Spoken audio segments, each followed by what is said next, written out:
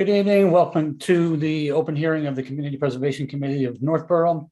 This open meeting of the Community Preservation Committee is being conducted remotely, consistent with Governor Baker's executive order of June 16, 2021, an act relative to extending certain COVID-19 measures adopted during the state of emergency. All members of the Community Preservation Committee are allowed and encouraged to participate remotely. The order allows the Community Preservation Committee to meet entirely remotely so long as reasonable public access is afforded so that the public can follow along with the deliberations of the meeting. The public is encouraged to follow along using the posted agenda. Members of the public who wish to view the live stream in the meeting may do so by going to Northborough Remote Meetings on YouTube. Ensuring public access does not ensure public participation unless such participation is required by law. This meeting will feature the opportunity for public comment, as well as presentations by our applicants for the FY 2023 Community Preservation Funds. I would like to now confirm the presence of members on the committee, and I'll ask for you to reply when I call your name by acknowledging that you are here. That would be Peter Martin. Present. Leslie. Here. Andy Dowd. Present. Andy Clark. Present. Millie Milton. Present. And, Todd Helwig. Here, finally. And John Campbell is here. We have 7 of our members. That is a quorum. And we are prepared to continue. So I'm going to go over the agenda and our goals for tonight's meeting and the remainder of the public hearings. But before I do that, I just want to add one last time my accolades for Kathy Jubert, a retired town planner, who has been our guide on the Community Preservation Committee since its inception and its first meetings in 2005. This will be the first hearing for which she is not attending and guiding us as our staff liaison and advisor. And she will be missed in that role, but without her guidance early on, her knowledge, her experience of how things are done, we would have gone more crazy than we already are. So for that, we are blessed to have had her. I wish she was here tonight. I miss the snacks in her office because I'm hungry. But Kathy, if you're watching, thank you for being with us. And if not, Oh yeah, I'm sure she's watching. we'll be thinking of you. I'm sure she has nothing else to do. You never know. You never know. No, it's true. Anyway, back to business. Tonight's goal is to hear presentations by each of the applicants for FY23 Community Preservation Funds. We're going to ask the applicants to briefly state their case for applicability of their project and its high points, and to do so in a 10-minute time frame if possible.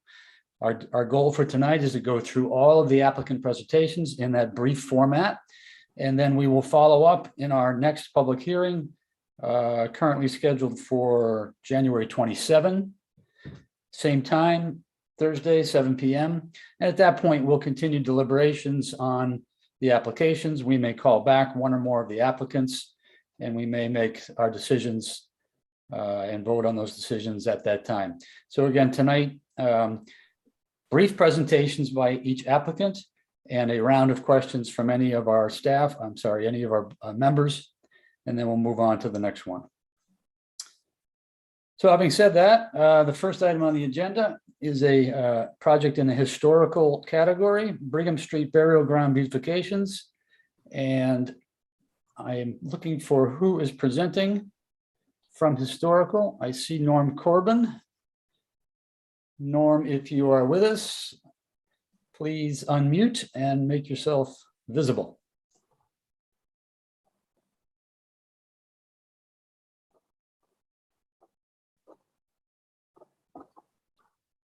Do I have to let him in? Okay. Let's see. There we go. Sorry about that. We're getting a little rusty.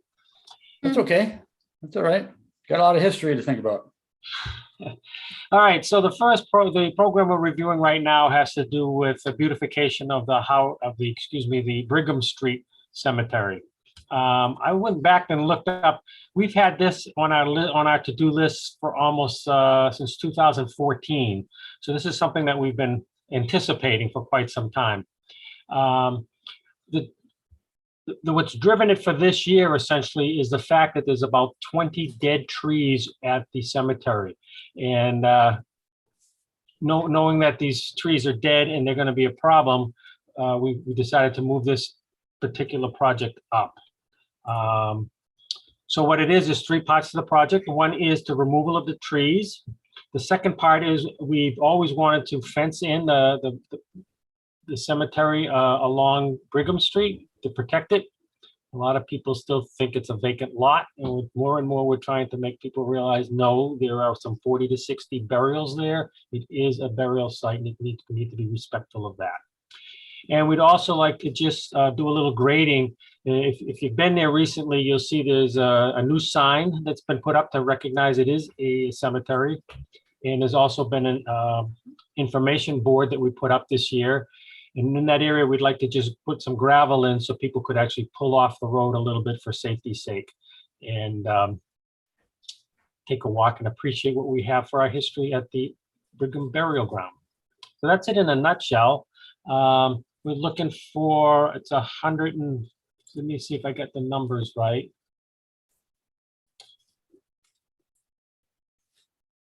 The funding level on that is $137,000.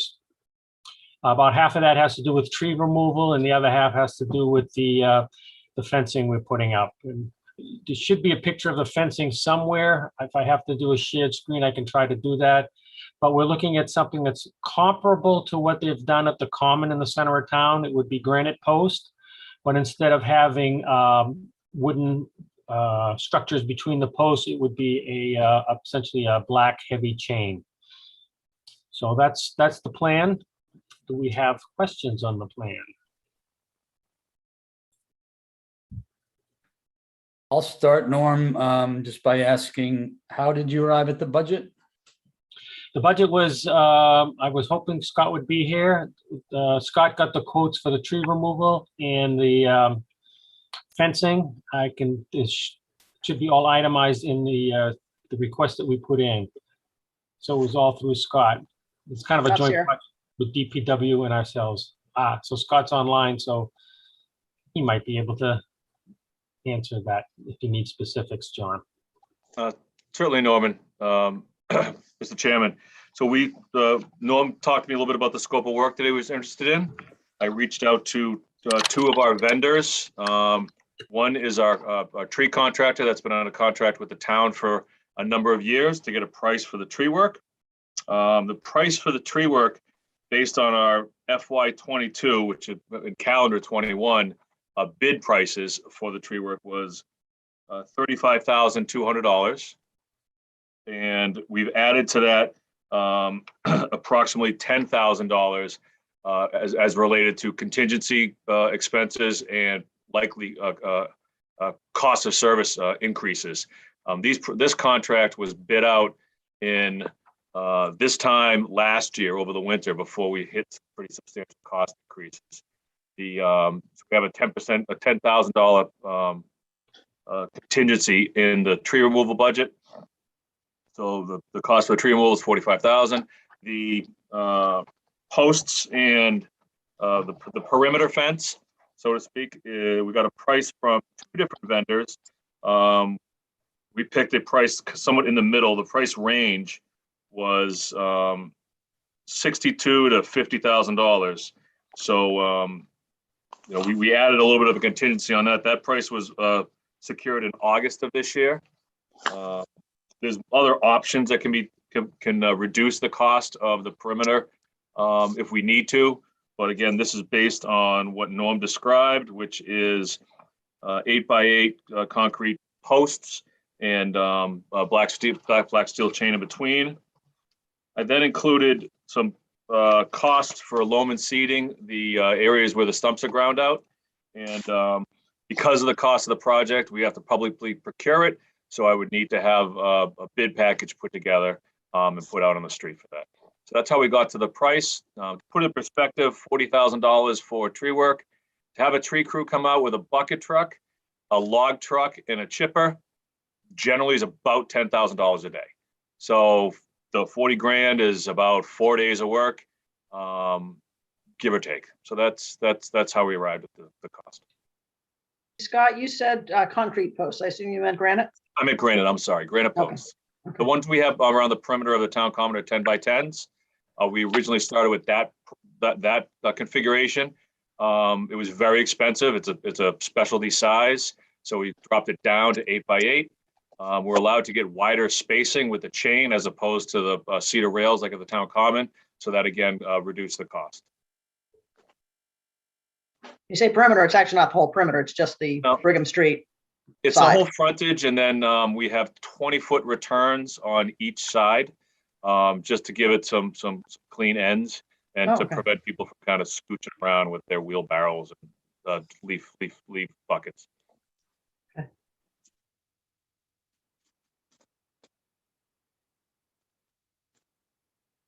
Sorry, John, if I jumped in before protocol allowed. Not much protocol here. Jump in if you have a Okay, then I mind have, to. then I have one other- more quick. I have one more quick question. ahead. Chipping. I know we had talked before, and I think it was misunderstood about. I didn't mean grinding the stumps and keeping those. I meant the trees themselves. Can we keep the chips? Can that be used along the back, the back fence end, or anything like that, or does all the debris have to be removed? We have all the chips you want. We dispose of chips at the highway garage every year at an expense, so we can use all the chips you want, plus we'll provide more if you want them. No, I meant can they? I was looking at it as a way to maybe save money on it, that we, instead of them taking them away, that they chip them and leave them on the site. Well, it doesn't save any money because the crew is doing the same thing. The chip body truck shows up with a chipper. The crew feeds the brush into the chipper, and it either shoots into a box and leaves, or then the crew has to spread it out. So it probably would cost Okay. actually more money to spread the Okay. chips All right. around. Just curious. All right, thank you. Leslie, you just mentioned stump grinding. Is that in the estimate, Scott? Yes, it is. Yes, it is. We have Makes sense. from the You want tree that to- contract, I walked the site with them. We have 5 days of a bucket truck, 5 days of a log truck, with 5 days of a chipper, and 2 days of stump grinding. So the stump grinder will come in afterwards.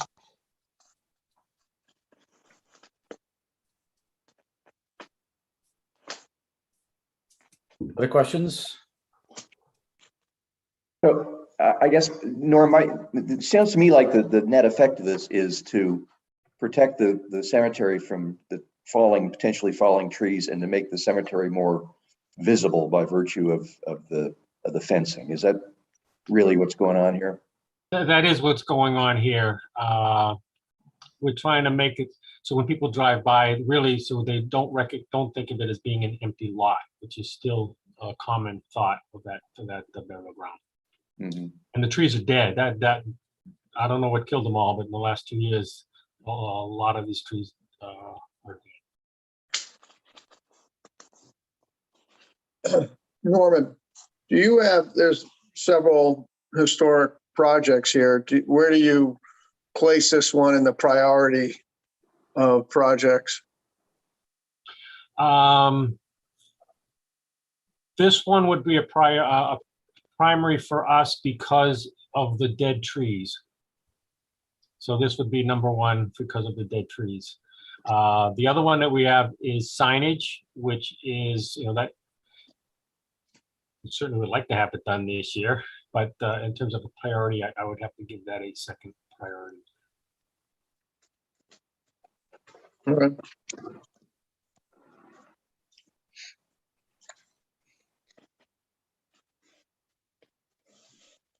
Other questions on the Brigham Street burial ground beautification? Yeah, Norm, once we put all the money into the fencing and everything, is the town on board with maintaining it all? Scott? Yes, we currently maintain the property.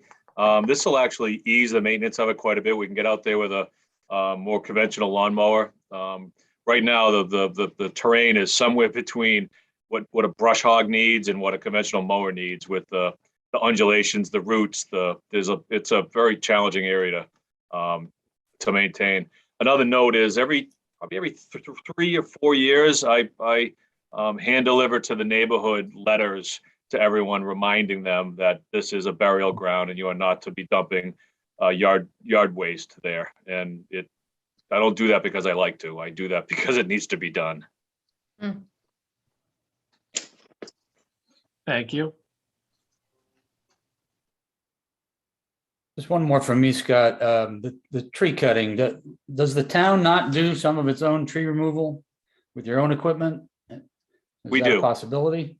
We do. We remove approximately 65 trees a year from the roadside. They're public shade trees. They're safety hazards. These trees would fall so far down the priority list. I don't know when we would get to them. We could chip away at them, but no pun intended. We could chip away at it over the next 5 or 6 years and start getting them down. It would take quite some time. It's an unpredictable task at Public Works in that our tree crew is also the crew that fixes potholes and fixes drains. So right now we're only halfway through the list from 2021, and it's now 22. Understandable. Anyone else on this project? Hearing none. Thank you, Norm, for that presentation. The next agenda item is also an historic project that you actually mentioned a minute ago, the Howard Street Cemetery signage for Kaiser section. Tell us why you want that. Very good. So how many people know the term the Kaiser section of the Howard Street Cemetery? That's what I thought. That is actually the active part of the cemetery. It's just beyond Howard Brook. It's where all the new burials are being done. Certainly it's not a commonly named it's not a commonly used term for that part of the cemetery. But if you can access it from two sides, you can access it from the Howard Street side and you can access it from the Whitney Street side. Both sides have stone pillars at the entryway, but there is no signage. Now, several years ago, we put in what I think are very nice signs for the Brigham Street burial ground, the Howard Street burial ground, and the Howard Street Cemetery. What's lacking is there's no good signage for the very active cemetery, which is just peculiar. The reason it's come under our jurisdiction is that land, which was owned by, the reason it's called Kaiser is because it was purchased from the Kaiser family back in 1965. So it's more than 50 years ago. So if it's more than 50 years ago, that's kind of where we can call it under the historic designation. So it's identical. Do you have pictures of what the sign looks like in the package? No. All right. If I'm allowed to do a shared screen, I can pop it up so you can at least see what you're looking at. So we're looking at two signs, one for the Whitney Street entrance, one for the Howard Street entrance. So make it more clear that there's a cemetery back there, and if someone who's not from town, it would be hard to find. So do you want me to try to find the picture? You can see what we're looking at. If you have it there on your computer ready to pop up, feel free, but don't go to a lot of trouble. If I did this right, can you see it? Yes. All right. So that's the one at the Howard Street Cemetery. It's right by the marble pillars that go to the oldest part of the Howard Street Cemetery. So we would just make a very similar sign. We'll work with Scott on the specific wording that we should use for that for the entrances. Very good. Thank you. Norm, on that, is it going to be double-sided so you can see it, or is it just? Yeah, they are double-sided, so you can see it Okay. either coming or going. Okay.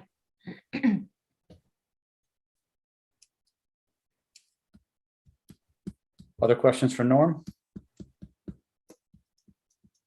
So again, this sounds like just not just, but primarily a visibility project, right? Or there's no extra historical information being conveyed other than the identity of the space as a cemetery and its date. Correct. It's really to identify a cemetery and its date, so that instead of saying founded 1749, it probably will say 1965, if my memory is correct. Mhm. So if this is part of the active cemetery, why not just have this paid for out of like normal user fees? That I don't know.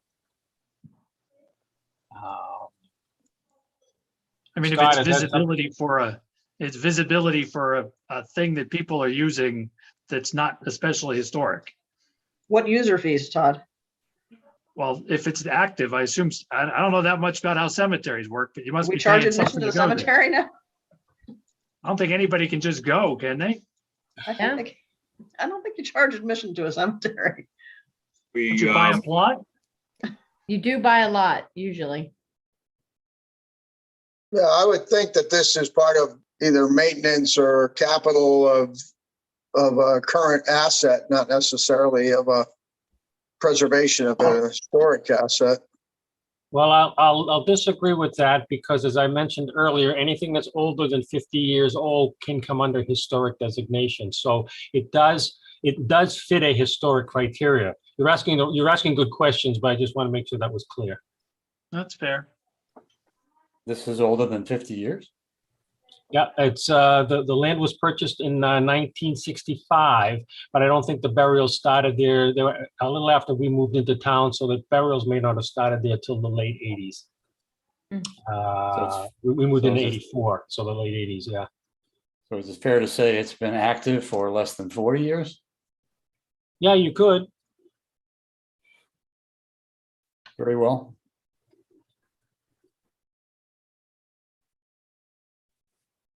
Any other questions on this project?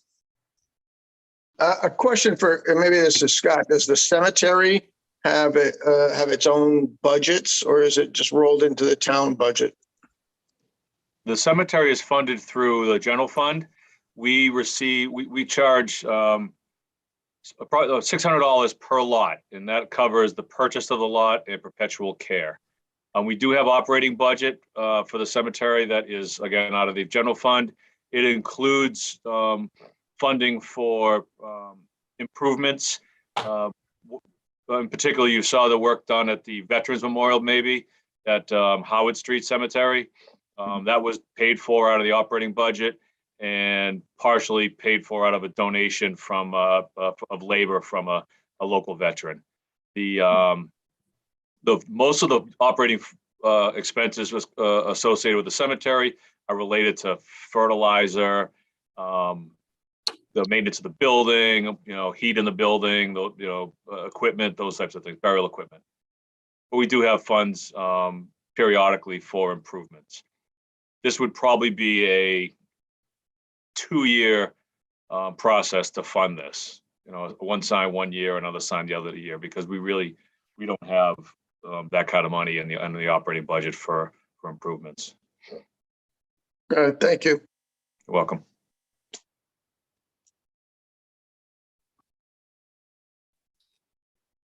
Okay, Norm, appreciate your presentation on that. Sounds like we've covered it. All righty. Well, thanks for hearing me out, and good luck with the rest of the interviews. So I'm going to bow out. All right. Thank Thanks, you as Norm. always. Thanks, Take Norm. care. See you soon. Have a good Bye-bye. night. Yeah, thank you. It's 7:34 p.m. and we're on to our next agenda item, Historical Society Shutter Restoration. And I'm assuming we have a new presenter, but I don't know whom that would be.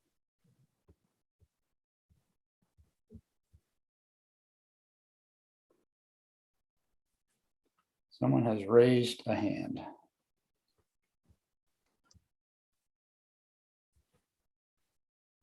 It looks like we have someone coming in called Zoom user. Hello, that's me. Hello, Zoom user. Yeah, this is Michael Duchesneau. I'm the Vice President at the Historical Society. Hi, Michael. And I'm here to represent the society for the application we submitted for the shutter restoration. Excellent. Welcome. Thank you. Please proceed with your presentation. Okay, sure. So our application is for restoration of the shutters that at one point were on the side of the Historical Society building. I think we included a picture of what the building looked like prior to the 1938 hurricane, where the steeple was destroyed and a lot of the shutters were also destroyed. So this would be I would say it's the completion of the exterior restoration of the building. We did the painting last year with CPC funds. It worked out quite well. And we're looking to add the shutters as part of improving the historical restoration of the building. I think the location of that building right on Main Street, right at the corner of School Street,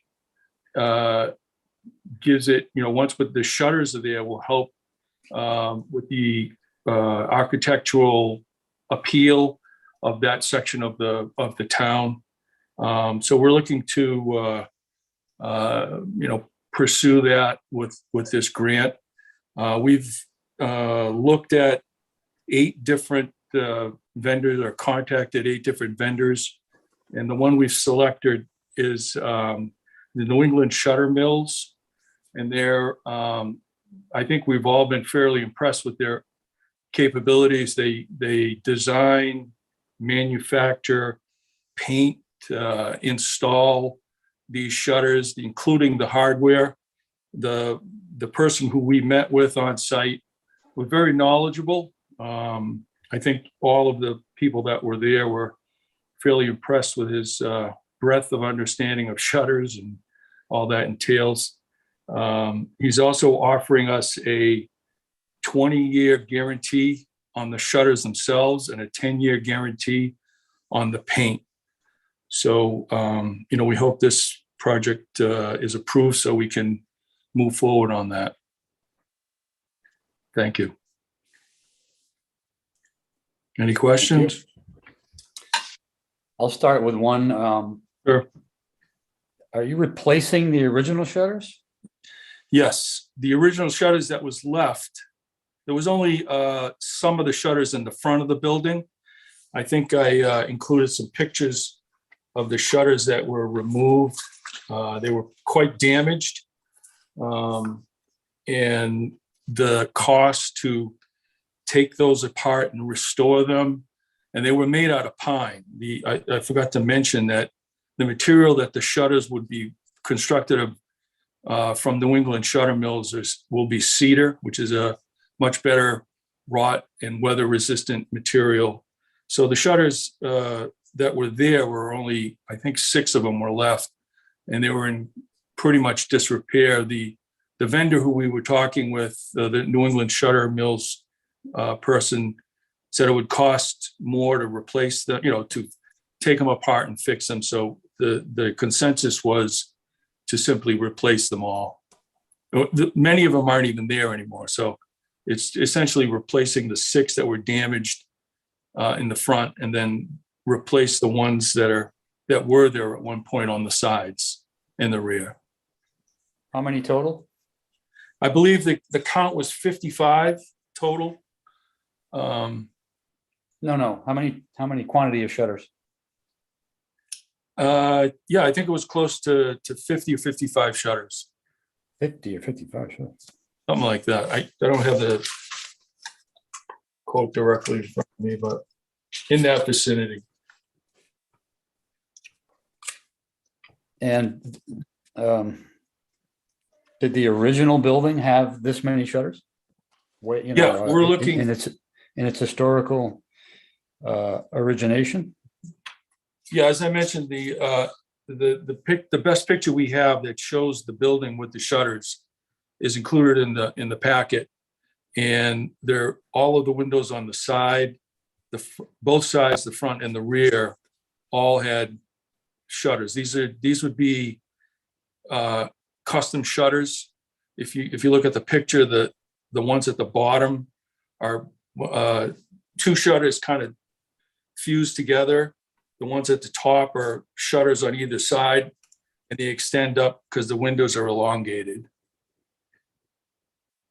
So all of those, shutters count as like the ones at the bottom would be 2 times the 3 windows, and that would be 6 right on the bottom there.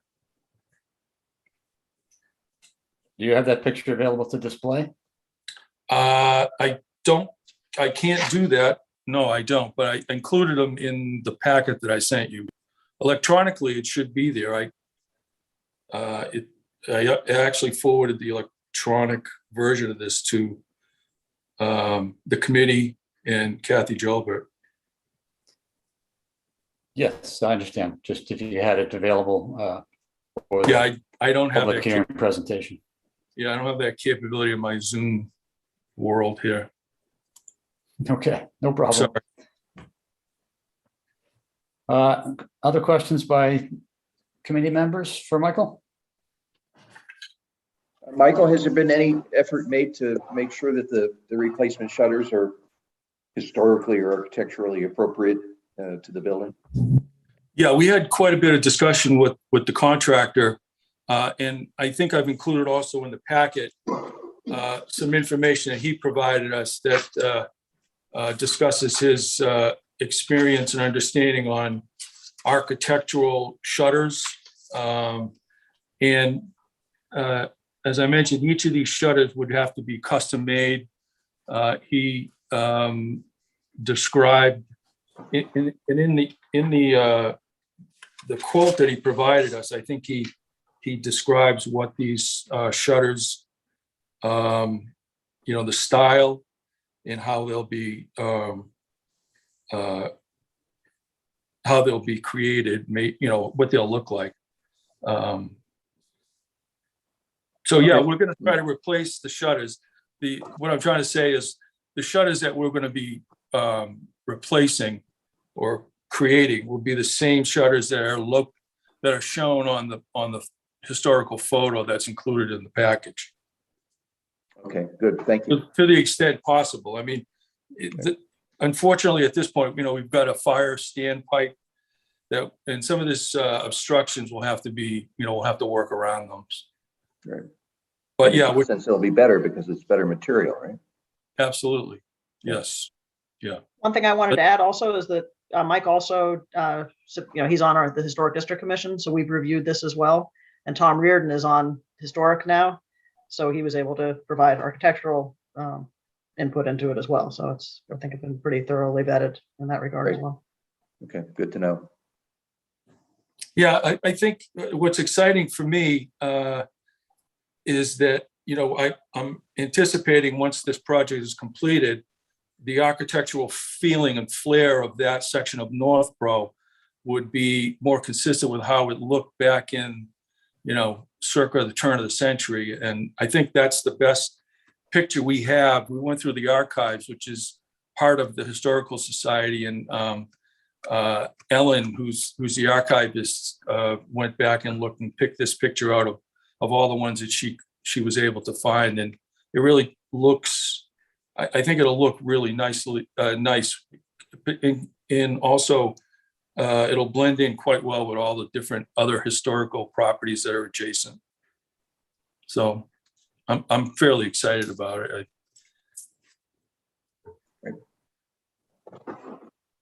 So are these, sorry if you answered this, Michael, but are these, is the installation itself guaranteed for any period of time, or the workmanship? Because they can be a lot of care, and I just don't know if that's something for maintenance. Is that something that's included in this? Yeah, as I mentioned, it's a 20-year warranty on the shutters themselves, and they're solid cedar wooden shutters. And the painting, they'll be painted, they'll be primed with an oil-based primer and then painted with a semi-gloss latex paint. And so the combination of the, cedar, which is a rot-resistant wood, combined with the paint, we're looking to, have these shutters around for at least another 20 years or so or longer. Mhm. And the maintenance wise, it goes,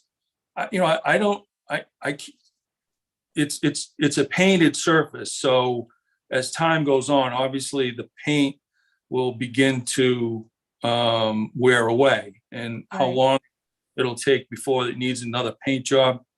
I mean, my guess would be somewhere in the neighborhood of about 5 to 10 years. It'll be, the fact that it's oil-based primer with a latex paint and it's rot-resistant wood, to me, I think it's going to be closer to the 10 years, but time will tell. But yeah, there will be some maintenance. With any painted surface, there always is some maintenance. And Right. I think this is the best you could ask for, short of using plastic or something of that nature. And we're trying Right. to keep, the spirit, if you will, of the past architectural, forms.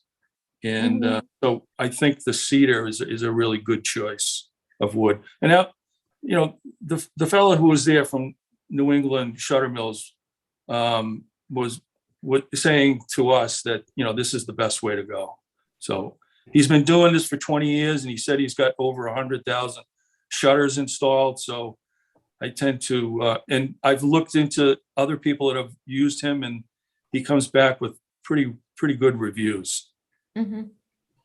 And is it the intention to keep these open most of the time or actually close them? Well, yeah, that's a good question.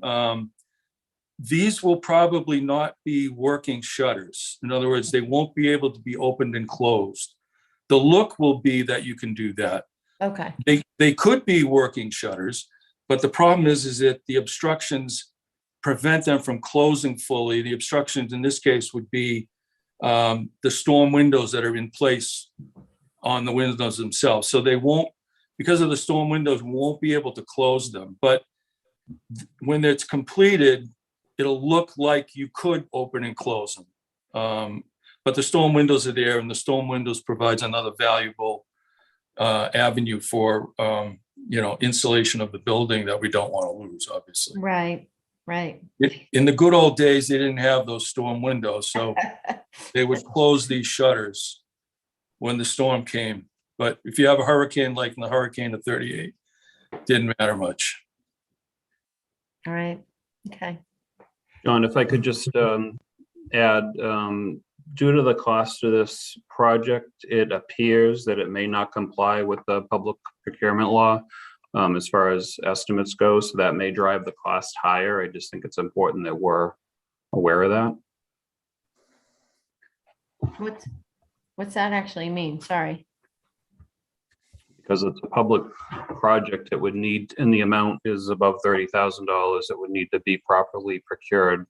And if that hadn't been done, then the estimates could in fact be higher than the one that was provided. Oh, I see what you're saying. Yeah.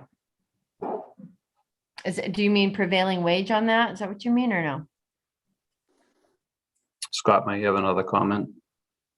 I can provide a little procurement clarification. It's work on a building, so it would have to comply with Chapter 149 for procurement. And any project over $10,000 requires advertising and award to the lowest bidder. The technical specifications would have to be developed.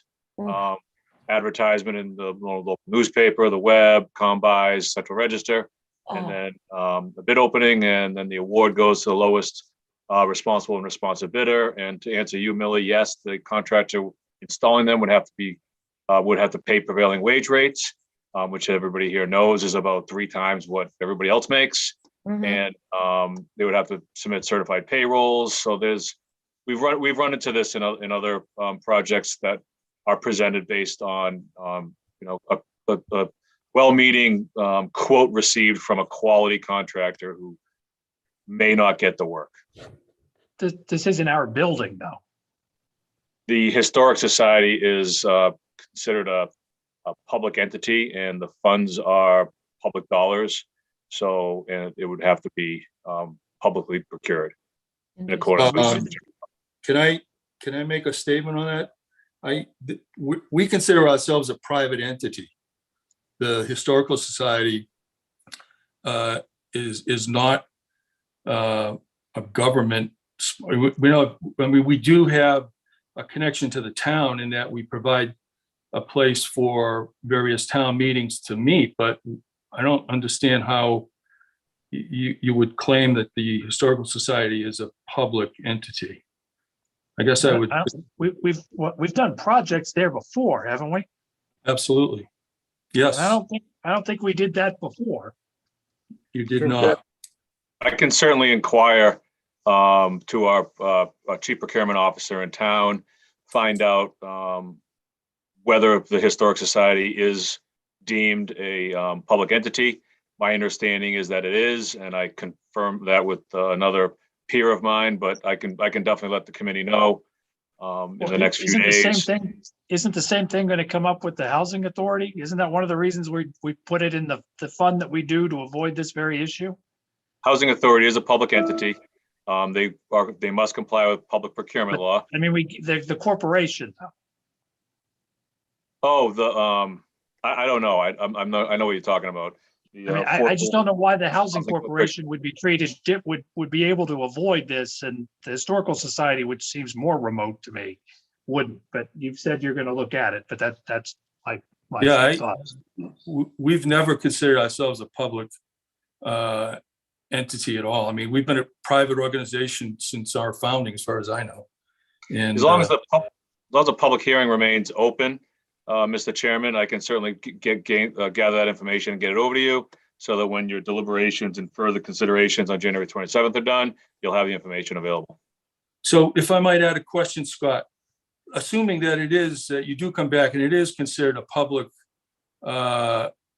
entity, are you saying we would then have to prepare specifications, bid this out, get 3 bids and go through the whole procurement process and, advertise it in the Dodge report and all that kind of stuff?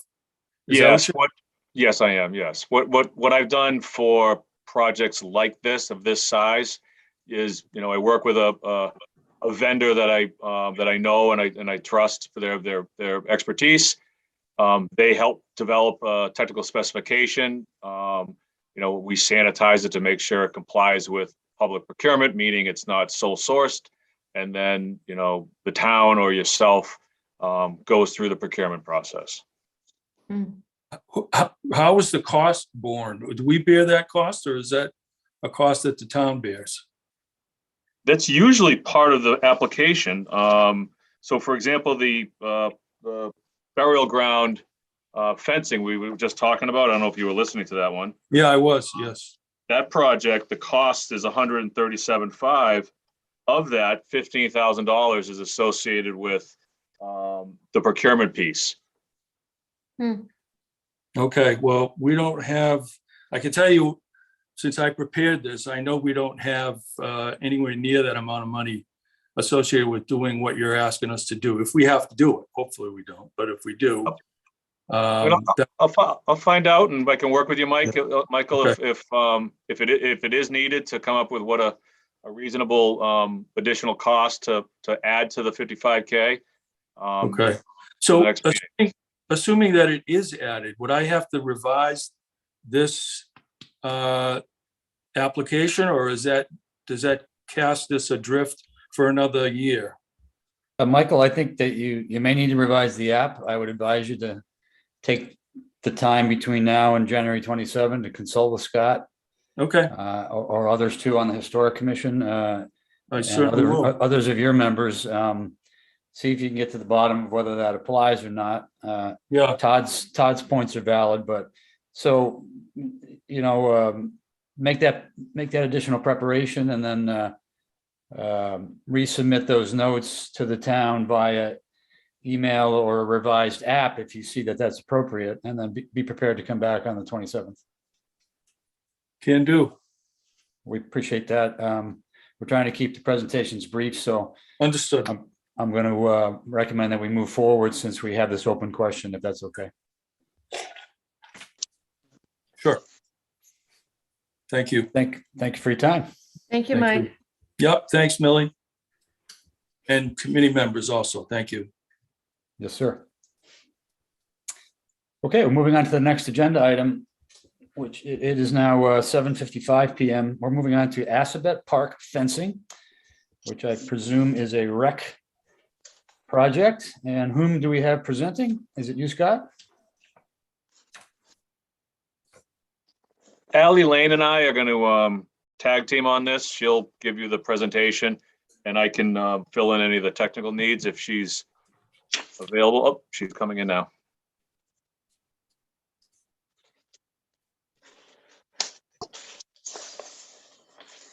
Hey guys, how are you? Hey, Ally, Ally. welcome. Our yearly visit. Welcome, I come to Ally you with Lane. much smaller amounts this year. Sure, that's what they all say. Well, I know you guys have a lot on your plate this year. So the two that I am presenting tonight are pretty straightforward. The Aspen Park fencing project. I know we came to you last year to replace the playground. Due to the rising cost of everything, that project had to be slightly scaled down. And one of the things that had to go was fencing. Scott and I both talked about this for a long time, and we felt it was really important to replace the fence that is on the stone wall that goes straight down 135. It's kind of what everybody sees when they drive by. It's kind of the showpiece for the park, and it is extremely old. It looks awful. I've actually been complaining about it for the 20 years that I've been here. And we just felt that, this was a good opportunity to bring forward this project and hopefully get that replaced so that when the playground is finished in the spring, summertime, we could fix that fence up as well. So to expand on Ally's description quickly, the project estimate was put together in September of 2019 for this committee. We went forward with the work. You can see it's progressing well. During the bidding season, which occurred in July of this year, everybody's aware that the cost escalations were peaking out at that point. We had to cut several pieces out of the project. They can still be added in the future. We've accommodated it in the design, but we cut out a second shade structure. We cut out almost all of the plantings. We reduced the size of the primary shade structure that's located between the splash pad and the playground. And we eliminated a picnic area. And we also eliminated replacement of that fence. So there will be new fencing at the playground, around the playground surround, 4-foot black chain link fence. But unfortunately, we had to pull the replacement of the fence on the stone wall just due to cost escalations that we've seen this calendar year. We did get a price from the current contractor, who we have under contract for the work. The total cost for the fence is $16,700. The request is for $20,000. In the event some of the posts are found to be deteriorated when they're cleaned and prepped, we did everything we could to get this cost as low as possible. The bent posts will be replaced. The remaining posts that are still in good shape will be sandblasted and painted. We wanted to have some contingency funds in the event some of those fence posts are found to be in poor condition, need to be replaced. The current project contingency is $2,150. That's what's remaining in the appropriation to finish the construction. Members, questions? So is it appropriate to think about this project as simply a continuation of the playground renovation project? That's a good way to describe it, Peter. Yes. Just extended time and extended cost due to the economic conditions you're experiencing. That's exactly right. Yeah. So this was not included in the original request for the playground renovations. It was, Was. it Okay. was, as was the picnic area, 2 shade structures, and Okay, plantings, but we had to remove a lot of that stuff. What we did is we put a lot of it in as bid alternates. So the base bid was what the bare bones is needed to make the playground usable and compliant. And then we have alternates, bid Mhm. alternate 1, replace the fencing, bid alternate 2, put in the second shade structure. We were not able to exercise any of the bid alternates because of the cost escalations on the base bid. right, but this was not on the base bid, I'm That's asking. correct. That's Okay. correct. Okay, Is the point of this fencing strictly to keep stuff from flying into the street? Is that, That's why the fence is there. Yes. Why are we replacing it? Aesthetics. The fence is there, functions. It's ugly, but it certainly serves the purpose of stopping, kids from launching things from the playground into South Street. I just follow on to Millie's question about the base bid, just to clarify. So if the project that we approved, though, through the CPC that was approved, was the fence part of that project that we approved? My understanding is that is yes? Yes, correct. Okay, there we go. All right, thank you. Mhm. And just to further follow up on that is, you've decided that with respect to additional work that could now be done with additional funding at the playground, the fencing is the most important thing to do, as opposed to, as you say, the second shade area or the picnic area. Yes, we have picnic tables in the splash pad area, so that serves as a picnicking facility there, amenity there. We have one shade structure, albeit smaller, so that serves that amenity need. So yes, that the choice was to, like Ally described it, that's what everybody sees when you drive by, and it's an eyesore, unfortunately. I don't know, building on Peter's point, if you got 20,000 to spend, Right. isn't it more important to enhance what's in the park for the people that are using it? Well, what we're building now is pretty awesome. If you look at, the structure that we gave you, almost everything on there is being built, taking away the one shade structure. I forget what else you said, Scott. I forget what else had to take away. Picnic But area. yeah, the primary playground and all the stuff that the kids are going to play on is all there. And as Scott said, we do have seating, we do have a shade structure. Aesthetically, we just felt that the look of the area was important. Very well. Any Are other? you replacing it with the similar look or just newer, or is there any pictures of something you have in mind? It's 3-foot black chain link fence Okay, with knurled tops and painted black posts. okay, It's the same fence that it's going to match what is elsewhere in the playground. Yeah. yeah, okay.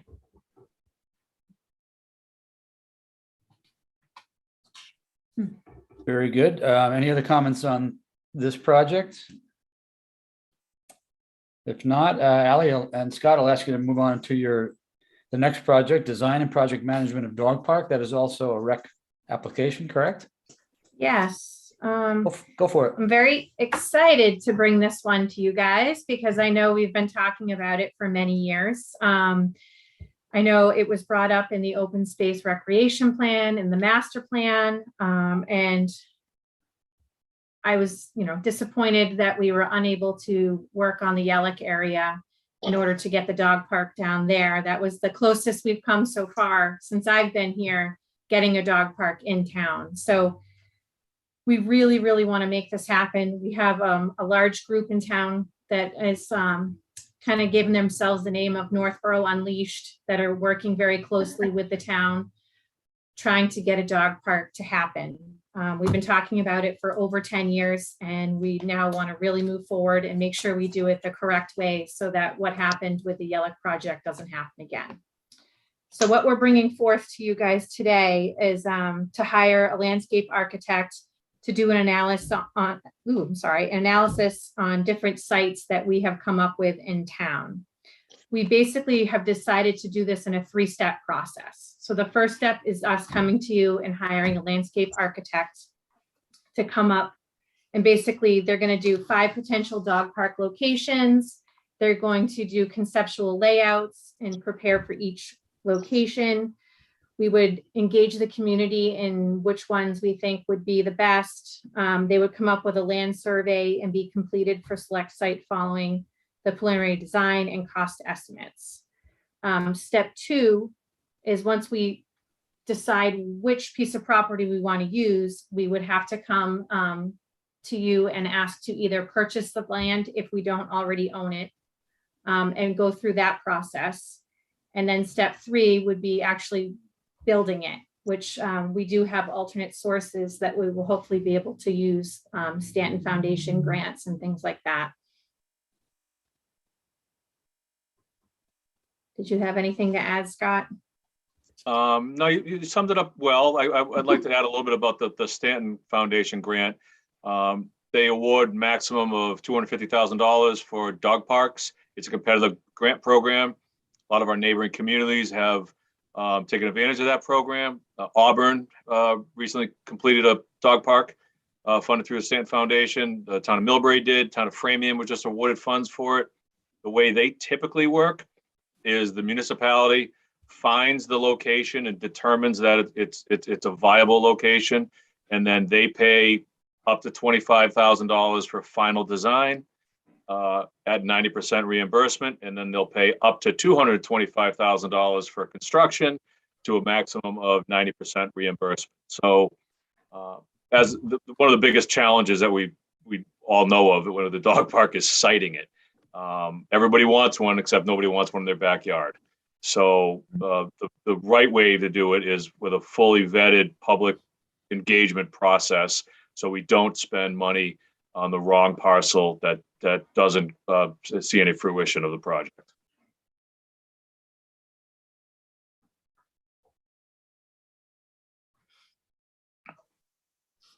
Other comments, members?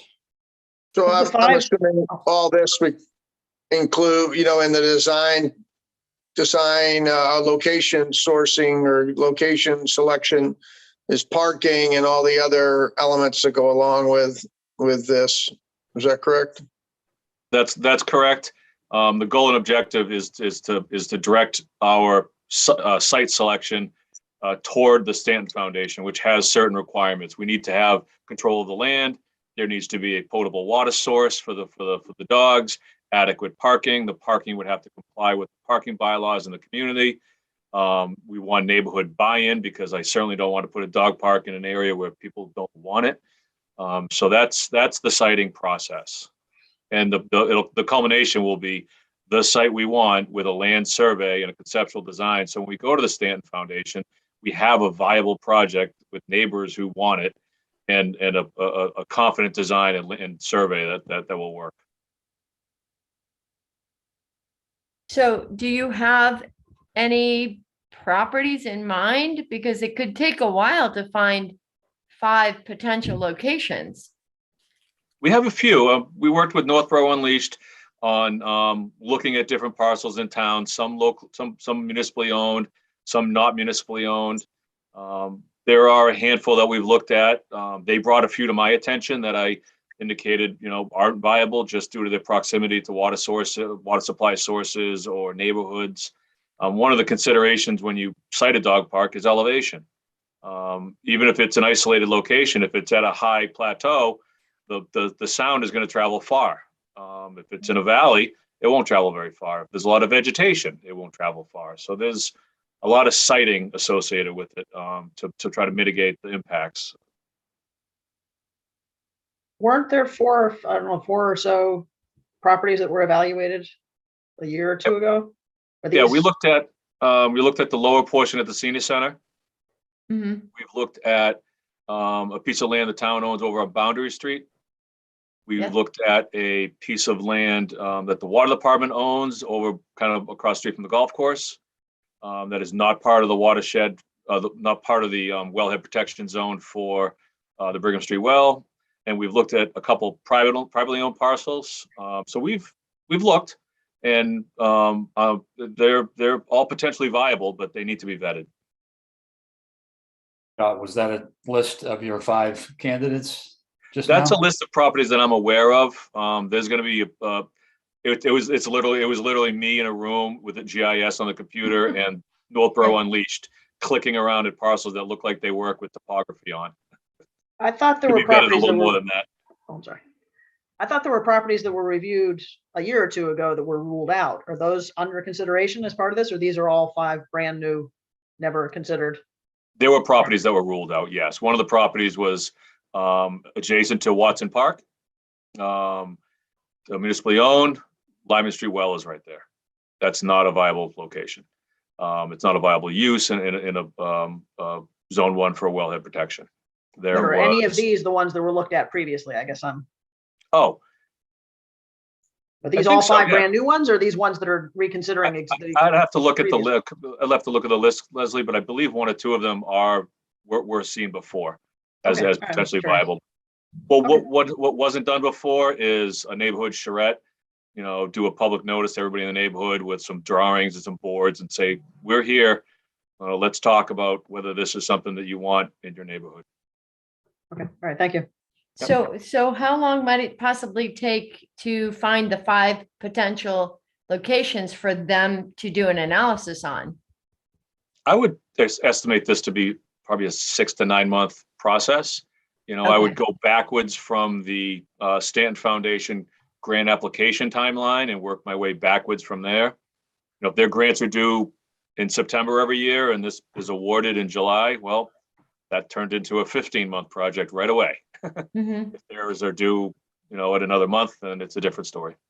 Okay, so you're basically, you and Ally might be, who else is involved in looking at the potential locations? I mean, as far as submitting 5 locations for them to do the analysis on.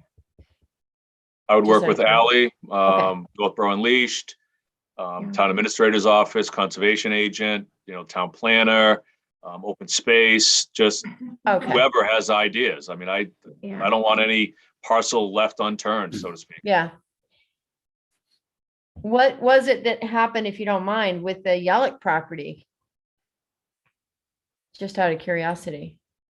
That didn't go according to. Working with, was it DCR? We're working with the state to build a dog park, and they were actually offering I believe it was a matching grant.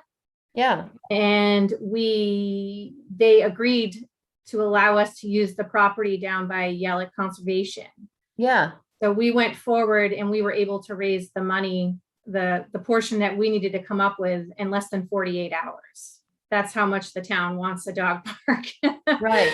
And it was reviewed again through the state and determined that it wasn't in an appropriate location. So it was Okay. denied. Okay, all right. That's what I was thinking, but yeah. So do Okay, you still have all that money? yeah. No, it was returned. Oh, okay, all right, but the funding sources are probably, hopefully, still as enthusiastic. Yes. Okay.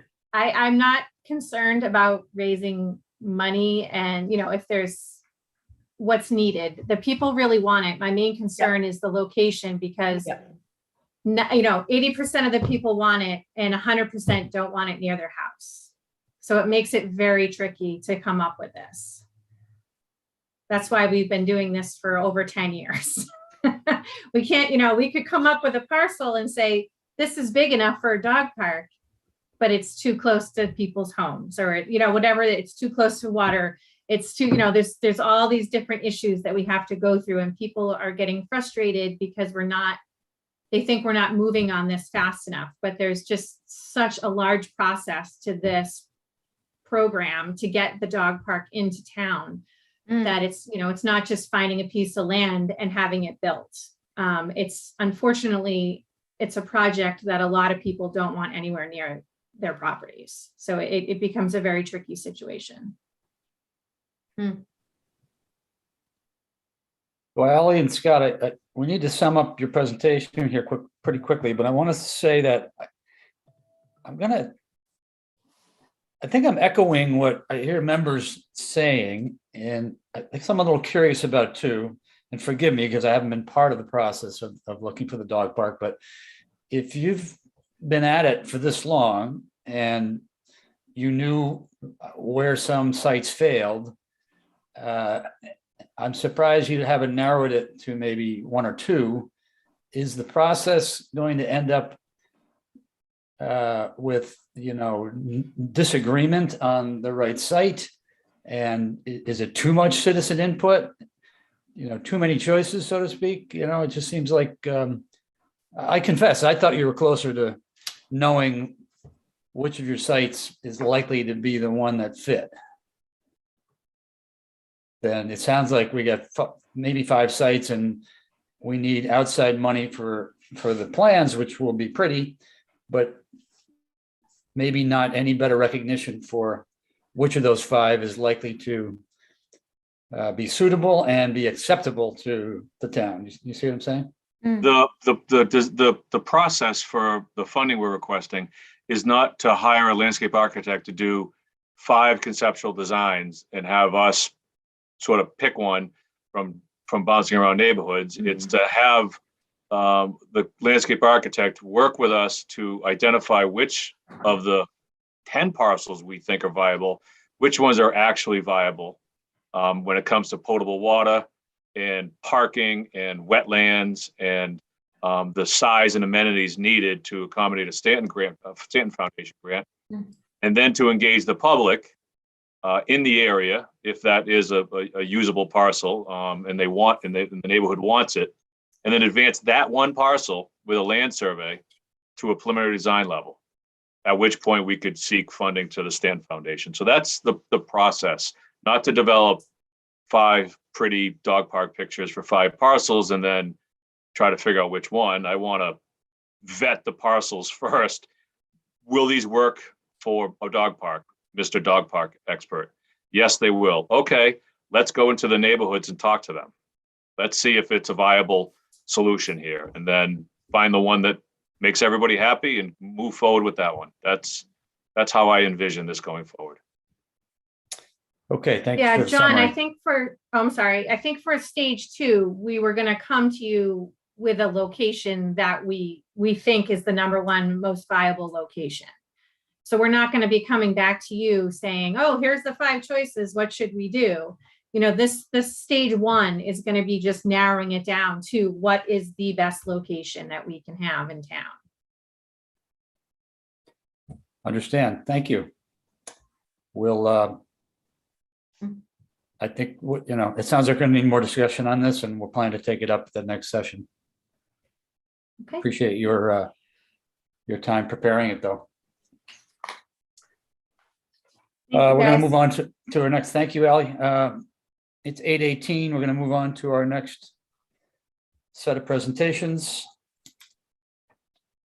And next up is design of ADA accessible trail at the senior center.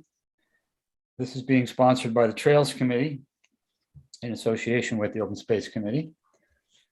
And it looks like we have Brian Belfer of the Trails Committee and Open Space Committee, and Mia, our conservation agent at the moment, ready to help us. Hi, guys. Good evening. Good evening. I'm going to give you the floor. Tell us about this trail at Senior Center. Sure. The background of the trail is that we're looking to create the first ever ADA accessible walking woods trail in the town. The parcel over at the Senior Center is all town-owned land. The bulk of it is fairly level, and it seems like the right place to put this trail in. It seems so right that the committee has already laid in a walking trail there just by doing trail work, basic trail work and trail clearing to establish a more accessible type path already. And so this application is to fund the design of a actual fully paved, fully ADA compliant trail.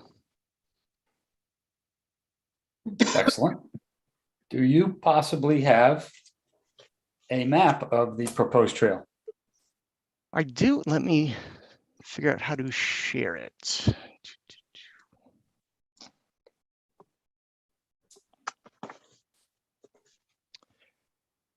Hmm.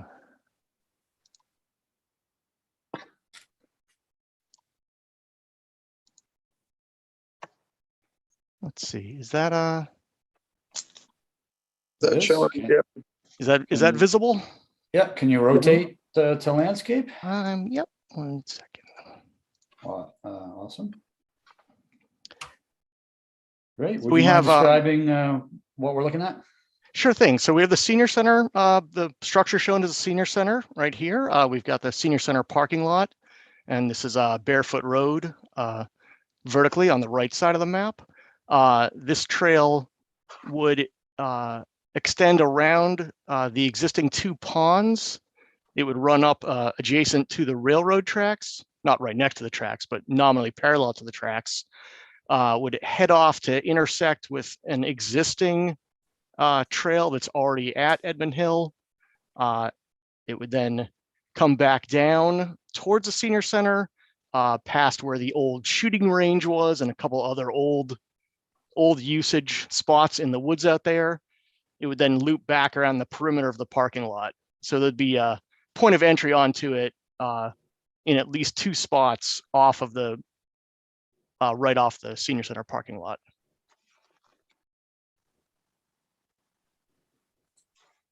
What's the total length? That looks amazing. What's the length? It's about a half mile.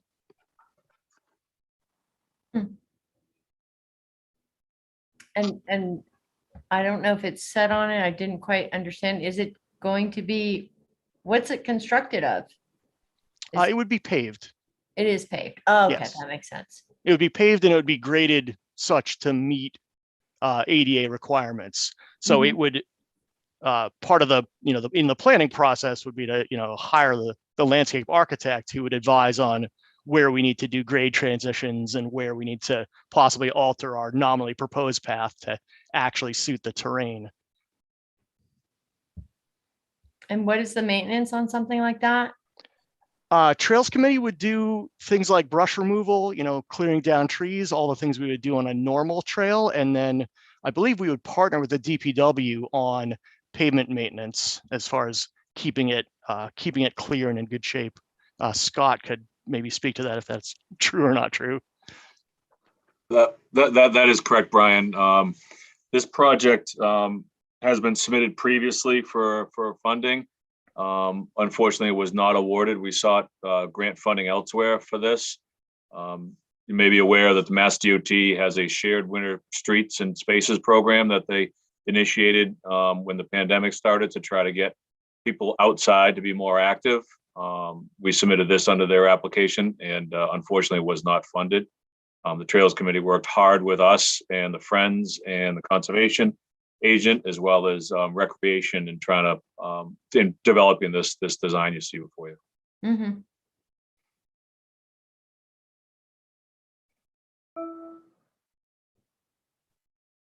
Brian, would this be, would you be prohibiting bicycles on this? Or is That is an interesting question. I hadn't considered that. I don't have an answer to that, whether it would exclude bicycles or not. I don't think so. I would actually imagine that it would be accessible to bicycles and most likely to things like motorized wheelchairs, but I hadn't really addressed that point.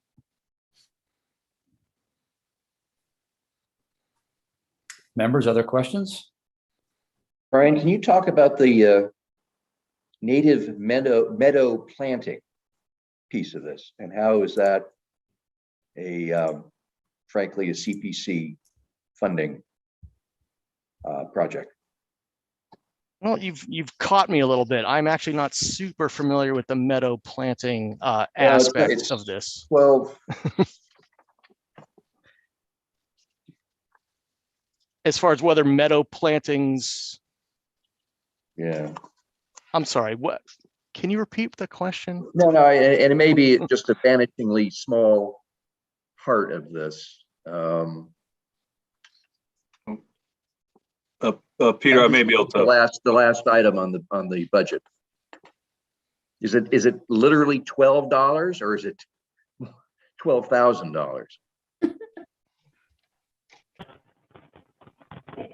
This is Mia Constantine. It is 12 packet of seeds. It's a good seed on dry road and love. If you're familiar with the seniors, are back here toward the rear. The parking lot is a grass bar using it with a shame area and the trail kind of closed out Yeah, we can't understand you. I can't understand what you're saying. Sorry. Can you switch to another type of mic, Mia? Is there some interference? Really, go grab one.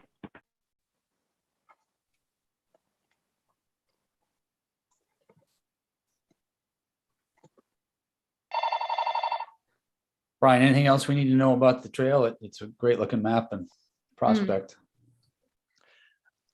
I mean, the only thing more is just sort of commentary. One of the things that Trails Committee is constantly asked at things like Applefest is, are there any flat trails? Are there any bike paths that are not, straight up actual mountain bike trails?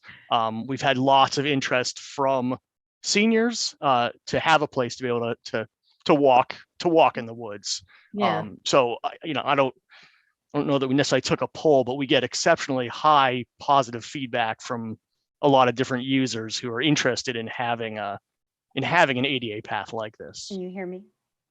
And how incredible to be able to have it at the senior center. I mean, Yeah, I it agree. doesn't get any better than that. I mean, Indeed, and the remarkable. area, the Sorry. land in the woods around the senior center, especially I guess it's the southern edge, is very underutilized. There's like some old swing sets from back when that area was not the senior center. Like I mentioned before, there's the old shooting range in the woods from a million years ago. So the whole spot is really, it's prime for better usage. Okay, can you hear me now? Yes. Yes, thank you. If I just go. No, I can't hear you. Yeah, we can hear you though. We can hear you. Can't hear us back? You can hear me? Brian Yes, says you can hear we me. can. yeah, we could I hear you can hear before. It you. was just So you were so I'll talk garbled. about the seed and then I'll just work on my audio after I mute. So back at the rear of the parking lot, can you hear me? Yeah, Yep. there is a grassed area. The trail gets a little close to that and it's a little boring to walk. So the contractor would just till it up and it's just a packet of seed that would need to be watered. And it would allow for a more naturalized area. And it doesn't have to be included as part of the project. It's just a part of the overall design that the landscape architect included. Thank you. so, It is $12, not 12,000. $12 a seeds, it sounds like. so the project funding request is for the design services. The expectation is that we would seek construction funding through other grant alternatives that are out there. Maybe hit Mass DOT again. AARP has a grant program, the park grant program, there's several grant programs out there that would be eligible under. Excellent.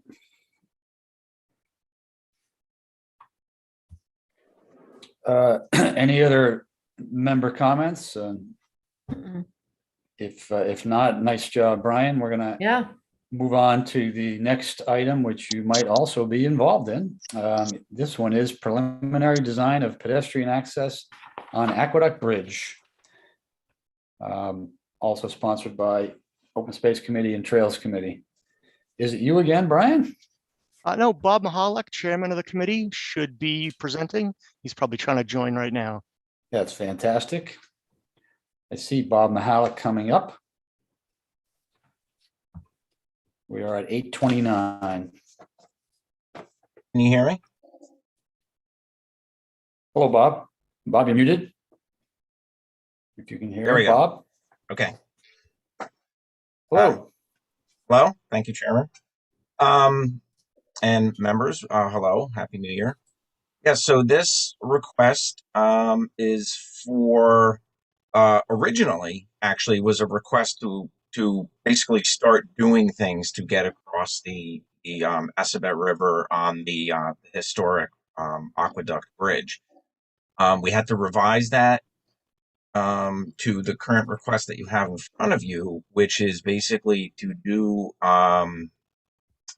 professional assessment as to what is needed to actually open the Aqueduct Bridge to pedestrian access.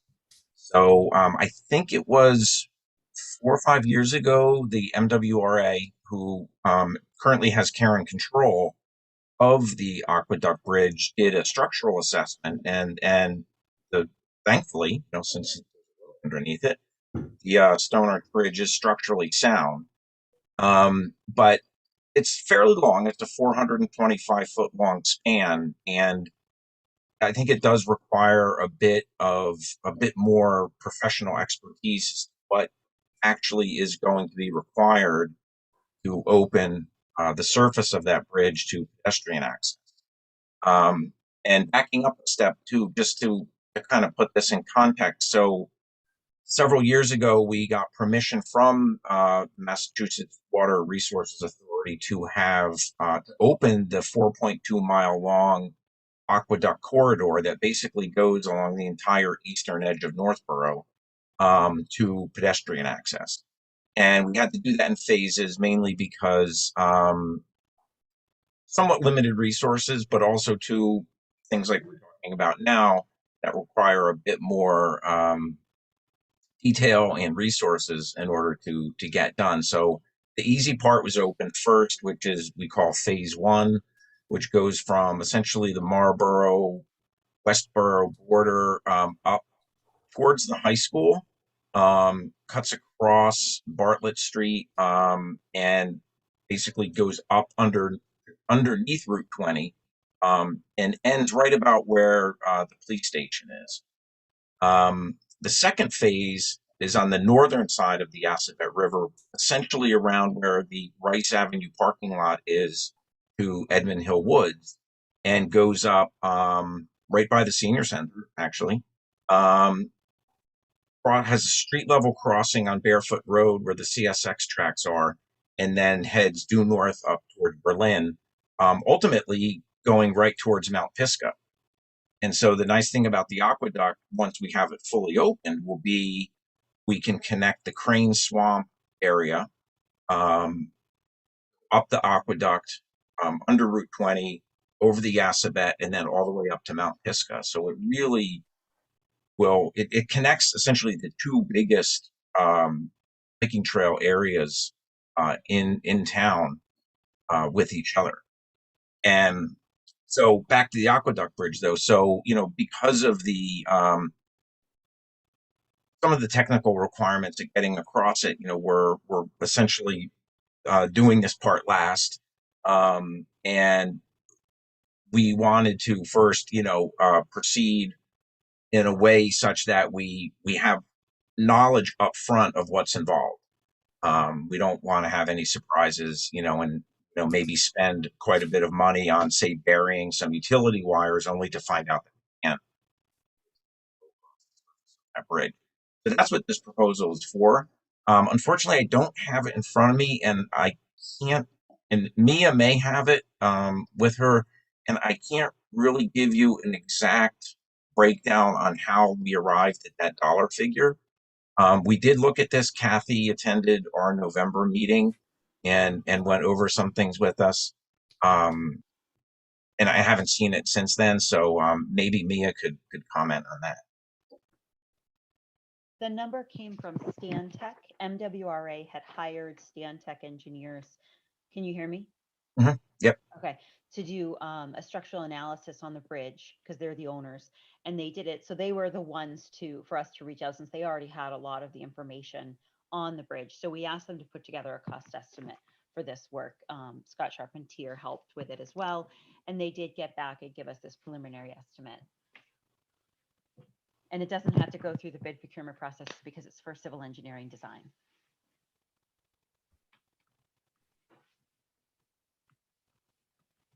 I had a question about the number. The letter from Stantec suggests that the $133,000 number is based on the conservative assumption that the beams are inadequate to support the anticipated loads.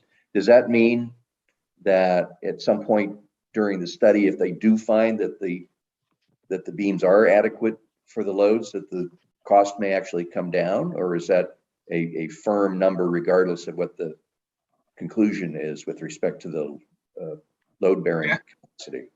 Stantec's contract is time and materials not to exceed. So it's when you develop those types of contracts as a consultant, you hopefully foresee all the possible pitfalls, include them in there, so the number is big, and generally all the pitfalls don't come to fruition, so you come in low. That's the goal, and that's what our hope is. We have no desire to utilize funds that aren't needed, and Stantec certainly doesn't want to do that either. It has been a few years since they did their non-destructive evaluation of the capacity for the culvert and for the aqueduct. So there may have been additional deterioration, and hopefully they don't need to do any substantial destructive analysis. Just to be So clear, could we Scott, actually vote an up to number for this? Yep. so let me clarify what you just said, Peter, and what you're nodding your head to, Scott. This amount of 133,000, it's possible Stantec won't need as many hours and they'll charge you less, or are they going to bill no more than 133? It is possible that they will not use all 133 and charge us less.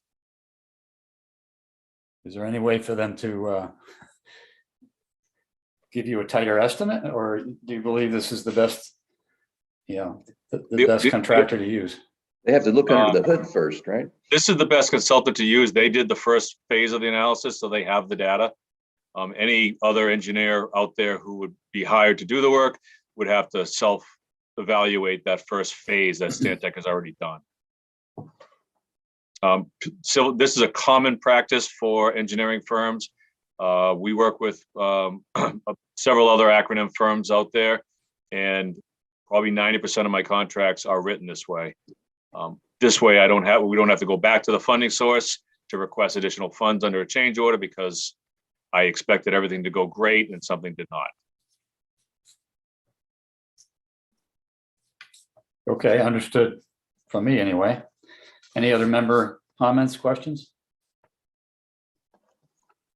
How does this deal with I understand one of the long, difficult problems was the national grid lines were too close to the footpath. And how is that going to be dealt with?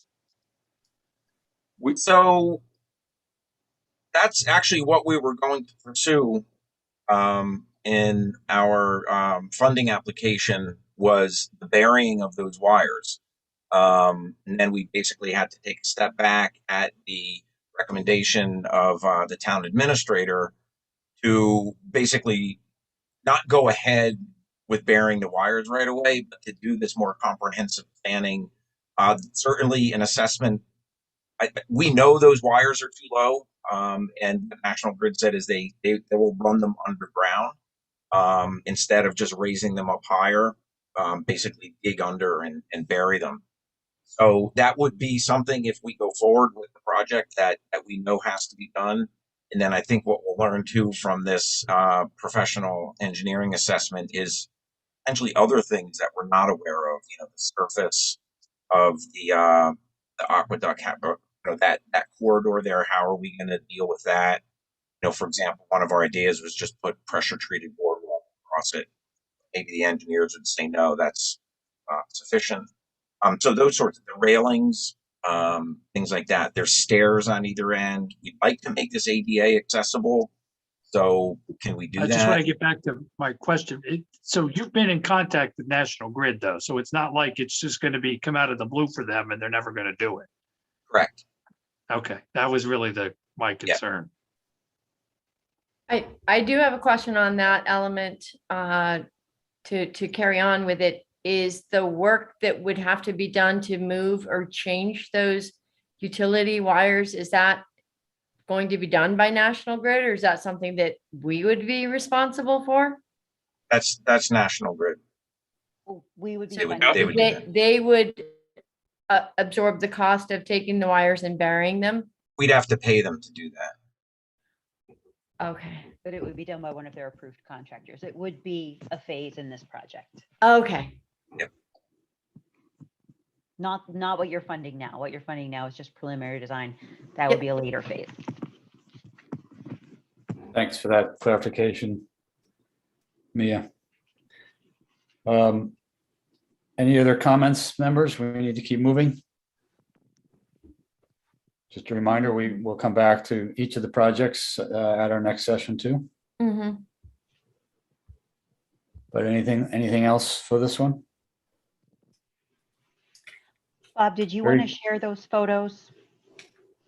So I realized while I was sitting here during other presentations, they're on my office computer at work, and I don't have them here. So, but yeah, maybe I can get you guys some additional information. I put together a few PowerPoint slides that I can share before the 27th. I'm sensing that, yeah, I'm sensing the committee seeks more clarification, guys. So any visuals and more detail on the number. It just seems expensive, and I think that's where a lot of members' heads are at, even though it's a visible and attractive project. Okay. Thank you for that. I'm going to recommend move on to the next agenda item, which is it is 8:41. This is the Conservation Fund request sponsored by the Open Space Committee for adding additional money to the Conservation Fund. Is one of the Open Space Committee members speaking to this?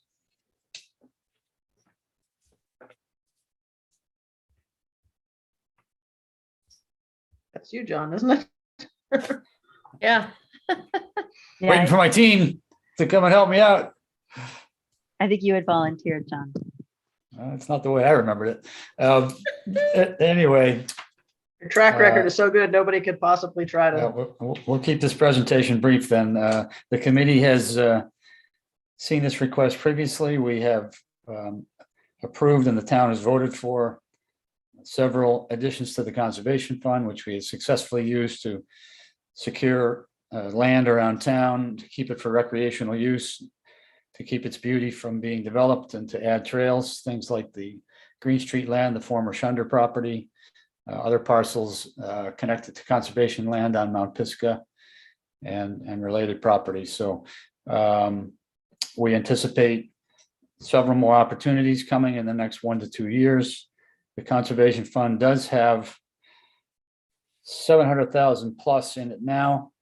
Our goal has always been to try to keep that fund toward 1 million for the prospect of a large parcel of land coming about quickly where a developer is moving in. So that's our justification for the request.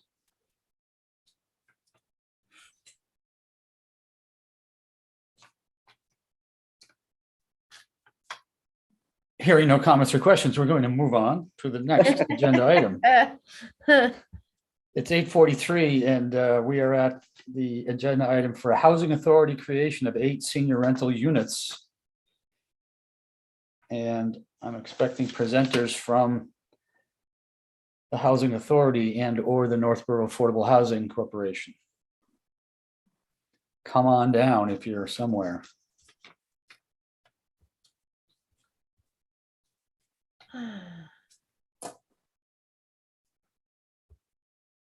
Okay, thank you, John. I'm here representing Northborough Affordable Housing, and Lynn Tromley, the director of the Northborough Housing Authority, should be joining us. I see Lynn coming in. Hello. And Rita Osborne, who is the chairman of the Housing Authority board, is also going to be joining us. Chairman of the Housing Authority board is also going to be joining us. Hello. Hello, Lynn. Welcome. Hello, Lynn. Welcome. Hi, can you guys hear me? We have some feedback from one of you. Might be from me. Feedback from one of you. Doing a repeat of the video. Can you hear me? Maybe showing a repeat of the video. Can you hear me? Maybe. Yeah, so I believe, Lynn, we can hear you. I believe there is some feedback. I just muted your mic. So we do hear the voices coming through. So if you can just stay muted until you're ready to talk and then mute afterwards. So if you can just stay muted So that way, yeah, the audio doesn't loop back. So that way, yeah, the audio doesn't loop back. Okay. Something odd going on there, yes. All right, Ken, I'm going to start. Is this okay? Is there any feedback now? You're good, Rick. Okay, I just want to briefly make sure the committee is aware that on December 14th, we informed Kathy Jubert that based on savings from the Habitat for Humanity project to renovate Hitching Post Lane, there's additional reserve money available for this project. And so we sent an email that I think she sent to the to your committee, John, that basically stated the fact that there's another $20,000 available in affordable housing reserves, which increases the reserve amount from the $603,000 number to $623,000 number, and reduces the amount of new funding needed from $836,000 plus down to $816,821.72. I just want to make sure everyone in the committee is aware those are the numbers we're now working with.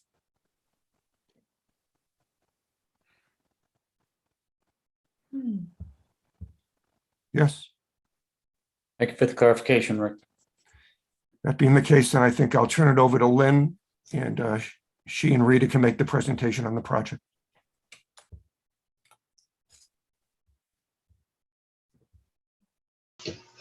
Hello, everybody. I'm Lynn Trombley. I'm the director of the Northborough Housing Authority. For those of you that don't know too much about us, we currently have 104 elderly handicap units, 72 on Village Drive, 32 on Center Drive, and on top of that, we manage 26 family houses in the town and one special needs home. So out of those 104 elderly apartments, we only have currently 2 handicapped accessible units, which is becoming increasingly difficult over the years as people continue to age in place. So the state has required over the past couple of years, we've gone to a centralized waiting list. So which has really increased our applications. I currently have over 5,000 people on my waiting list, increases all the time. 3,000 of those are probably families, and over 2,000 are elderly. So we've always been, interested in creating more housing, and we do have it at Village Drive. We have a vacant lot of land that's in between 2 of our buildings, and we've always thought about building on it, but never have really had the funding for it. Back in, I believe it was 2006. I think that was the last time the Housing Authority put in an application. We had asked for $50,000 to do a feasibility study on the land, and it was denied at the time, just saying they didn't really want to do anything on with studies. So about 2 years ago, the state released a public housing notice saying that they were offering some money for elderly housing, which again I hadn't seen in the 20 years that I've been there, and is what they, if you met the criteria and were able to get out of the funding, they'll give us $75,000 for each unit of regular housing, and then an additional $50,000 if the units are handicapped. So we were hoping to be able to build 8 units and get $800,000 from the state. And on top of that, like I said, we're regulated by the Department of Housing and Community Development. We pretty much, have to maintain ourselves. They only give us reserve when we absolutely need it to keep running. So we did have $200,000 put aside for a project to, because we wanted to redo our maintenance garage with, COVID and the cost of how much projects are, it's a lot more money. So the board had agreed that maybe we could put this 200,000 towards this, so that we could, between our state funds and this, come up with $1 million. So to ensure that the land was buildable, I reached out to Rick, to Mass Housing Partnership, where they had a grant and agreed to do a study on the land to make sure that it was buildable. So they hired an engineer who came out and did that. And he said after the study that was definitely buildable, the utilities could handle it, that the infrastructure was fine. So we got through that, and then I had another concern about parking, that we were going to be able to accommodate additional parking. So I spoke to Mass Housing Partnership about that, and they did an amendment to the agreement, and they allowed us to have a parking study also, which is still in process. But he did come back to me and tell me that he believed that we definitely could put in another 20 spaces. So parking shouldn't be either. So after the housing authority did that, we went ahead and we hired an architect to give us a cost estimate of what it would be to build the eight units. And as I've heard in some of the previous, we do have to obviously publicly bid it. We have to pay prevailing wages, which always makes it more expensive. So, going through all this, he did give us a cost estimate of, I believe it was $2,400,000 to build these 8 units. So it'd be a 2-story building, 4 units of standard elderly housing, and 4 units of handicapped accessible units. So I have been working, like I said, with the NHC. I worked with Rick several years ago when they built 4 units over on Center Drive that we currently manage. And and this is the first time the state's offered any money, so we're all pretty anxious and excited at the possibility of maybe getting in some more housing units, because we definitely do need them, and we definitely especially need handicapped units. No doubt about it. So I really hope that you'll consider our application. And with that, I'm just going to turn it over to Rita before we take any questions. Rita's the chairman of the Housing Authority Board, and she just wants to say a few words. Thank you. Thank Good you, evening. Can you hear Hello, me? Rita. Yes, Rita. Okay, thank you. My name is Rita Osborne. I'm sorry. I am the chairman of the Northborough Housing Authority and have been a board member with the Housing Authority for a little over 25 years, and in the housing field for a little over 50. The opportunities to build new construction during my tenure has been very few and far between. When DHCD's notice was sent to the housing authorities, it was an opportunity for this housing authority to decide if we were interested in adding to our existing programs and address the needs of the waiting list. As Lynn has stated, the proposal has a maximum for 1-bedroom units and also additional funding for the creation of accessible units for housing authorities that have less than 5% handicapped units. Excuse me. As with all proposals, there are conditions, and this proposal is no exception. DHCD will consider proposals for new constructions if the housing authority can include monies not only from their reserve, but also from other sources such as the CPA, the CDBG, or other available funding. The Board of Commissioners of the Northborough Housing Authority recognize that with this small window of opportunity we need to move forward and try to obtain funding from all sources. It was unanimously voted by the Board of Commissioners to seek any and all funding available to meet our goal of building these new units. As commissioners, we are committed to keeping with our mission to provide safe, decent housing, which is vitally important, especially those most vulnerable and in need. As chairman, and on behalf of all the board members of the Northborough Housing Authority, we're asking for your support in helping us to achieve our effort to build these units for our most vulnerable so that they too can live in a safe environment. And with this, I thank you for allowing both Lynn and I to give you our small presentation. Thank you. Thank you, Rita. Well stated. Thank you.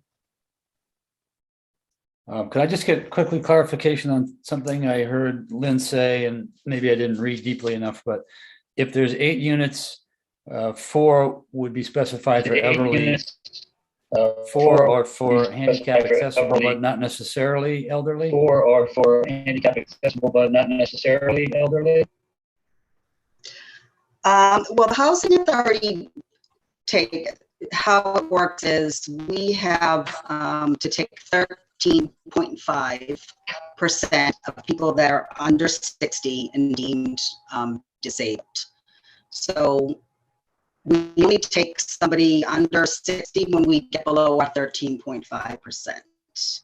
So it's 88.5% elderly and like I said, 13.5% of people that can be under 60 and deemed disabled. But those 4 units that are accessible, would they have to be only to disabled people?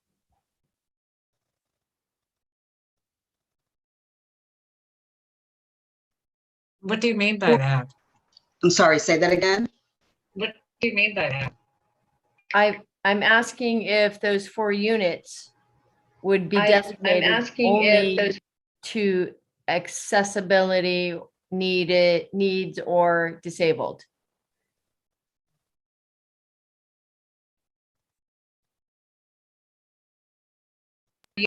The 4 handicapped units would be for handicapped accessible people, either wheelchair or walkers, ADA compliant.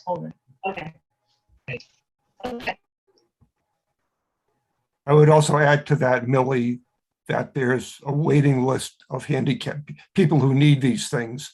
So Lynn would have no problem putting 4 handicapped people into those 4 units. Yeah, I thought so. Members, other questions? Yeah, this is a reoccurring question that I have, and I may have figured out my own answer to it, but if the CPC allows you to do rental assistance programs and, you're going to spend, a couple $1 million building 8 units, why wouldn't you be better off using that money in rental assistance to help more people on the list? Well, I think I'll answer that. The reason would be that rental assistance is a different program. And what we're looking for is to assist on the existing program of the Housing Authority to assist not only the disabled, but also low-income seniors. And that would be the purpose of us building an additional 8 units, which would address a very small portion of our waiting list, but at least we'd be committed to addressing some of those issues.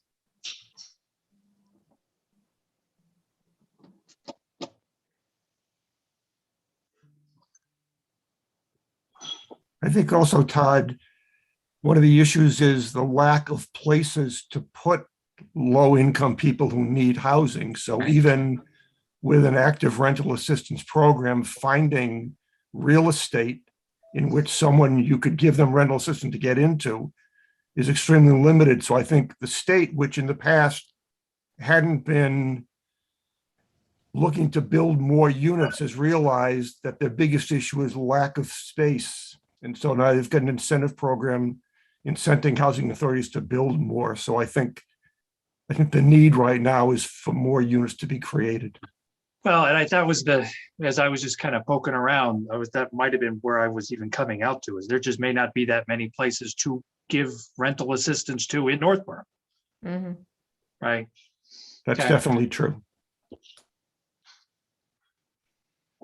I'd like to add one more comment. I've had a conversation with John Kadir relating this ARPA funding, which the town is going to be receiving, all the towns are going to be receiving. One of the things that ARPA money is supposed to go towards is supporting of affordable housing. So I asked John if there was a possibility that in fact some of the ARPA money the town was going to be getting could be directed towards this project and reduce the amount of CPA funding. His response was, it's very early in the game. He's just trying to figure out right now what he's going to do with the money and how he's going to use it. He's going to be getting it in two lumps, one for fiscal 23 and one for fiscal 24. But he feels that this is a reasonable project and he'd be willing to discuss what the possibilities might be. You know, I told him that, obviously you guys have to get warrant articles created by sometime in early February. And so the decision time here isn't that great, but he felt that as the month of January goes on, he may be clearer in terms of what he may be able to do or not. So I think something else that might be reasonable is to get some further input from John prior to the 27th of January to see where he is. And he didn't commit anything at this point, except to say he'd be willing to discuss the possibility.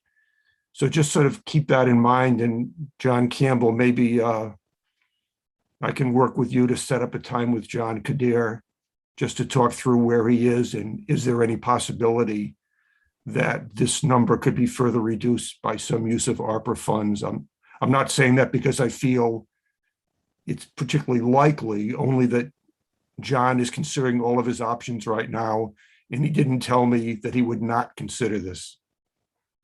Good. I was going to ask you if you had a plan to follow up to John, if you can get an audience with him, even a conference call is fine, to get him to reveal a little better whether that's a possibility. It would be great information to have either by the end of the month or even early February. This is certainly the largest request this year and one of the largest that we've ever considered. And our slate is full. So we're going to be needing to make some decisions, but a hugely important project. Housing is one of our three core tenets of community preservation programs. And I think we want to give it every opportunity to be vetted fully. So that's good. Do you want to take the lead to reach out to when John could talk about it, since you're the detail guy and he's got the details that we don't know, and I'll be more of the listener? Yeah, I had left it with him that after this meeting tonight, based on how this discussion went, I would get back to him, give him an update, and I'll give him a call back and see how we would like to organize some sort of a follow-up to get a better idea of where this may go, if it goes anywhere. Yeah, that's fine. If he prefers we come see him, that's okay with me too. But whatever's most convenient for John, he's the busiest guy in town these days. Yeah. All right, I'll follow up with him and we'll see if that leads us anywhere else. So, but in meantime, we are still pursuing, I know Lynn is, and we and the Housing Corporation keep pursuing other funding sources. At this point, nothing else has come up, but you never know. But I think the most reasonable one to pursue right now is ARPA. Very good.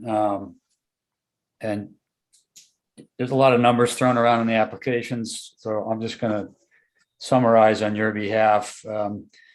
Essentially, pre-approved CPA money provided to the NAHC, but under agreement kept in the town until needed, is listed as 4 line items still available, and to utilize them, our board would need to approve to extend those agreements. And then I think you're adding in the housing reserve account in CPA in addition to your total. And then, as you just mentioned, the additional change. So 623,000 comes from essentially CPA housing reserves, correct? I'm sorry. Yeah, that's correct. Number of different items, but that's correct. The only change is the additional 20,000 now. Correct. So, we'd have some housekeeping business as a committee to go through those, but we don't need to discuss it in detail tonight. Just wanted that to be clear. And then to meet the budget, we have 800,000 in state money available, 200,000 in housing authority reserve available.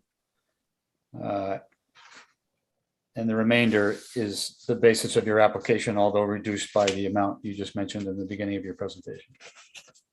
The only thing I want to clarify, which I think we talked about, maybe didn't talk about, but the 800,000 of state money is dependent on an application which Lynn will submit. If in fact the project is approved by the CPC, she'll submit an application to the state requesting that this money be provided for this project. The state is going to want confirmation, that the town is in support of the project. I talked to John about that also, that if the CPC grants approval, even in advance of town meeting, that the town could provide a letter that would go along with Lynn's application stating that the Community Preservation Committee and the town is in support of this project. I think that's all the state would want to see at this point. Then Lynn would make application to the state. The feedback she's gotten from her contacts is that it's a good project, but obviously until she submits an application to the state, nothing can be decided, and the state will not consider the application until Lynn can present the balance of the funding being explained. So we have to go first, if you will, and then she can submit the application. So that $800,000 is there, but until she submits the application and the state says yes, then that money is not at this point guaranteed. But at least everything we're hearing is they think it's a reasonable project, and if the money exists, it could be funded. That's where we are with the state right now. So forgive me, I wasn't listening correctly. Does the state need to see that the CPC committee approved it, or does the state need to wait for town meeting vote? I think that it'd be sufficient for the state to see that the CPC approved it and the town administrator and the town are behind it. Approved it. Yeah. Town administrator and the town are behind it. Thank you.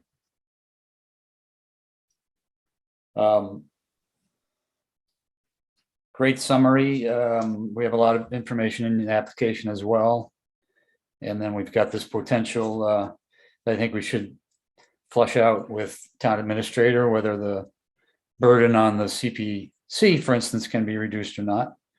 Are there any other questions from members of any of our, I guess we're just kind of combining really the end of our agenda, but of Rick or Rita or Lynn. Members? So how much would 8 units, how many affordable housing units do we actually have in town? Do you know that number, Rick? I do not. I know that we're at about 11% affordable, but I don't know how that comes down to exact number of units. Okay.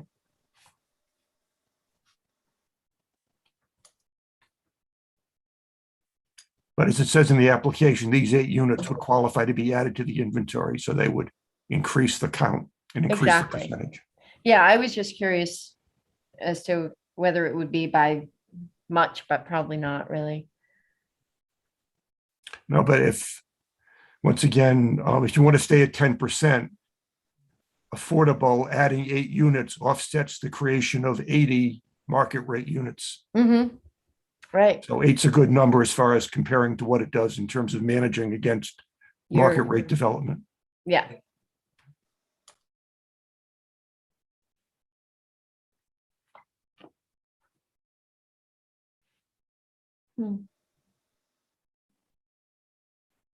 Pardon me, anyone else?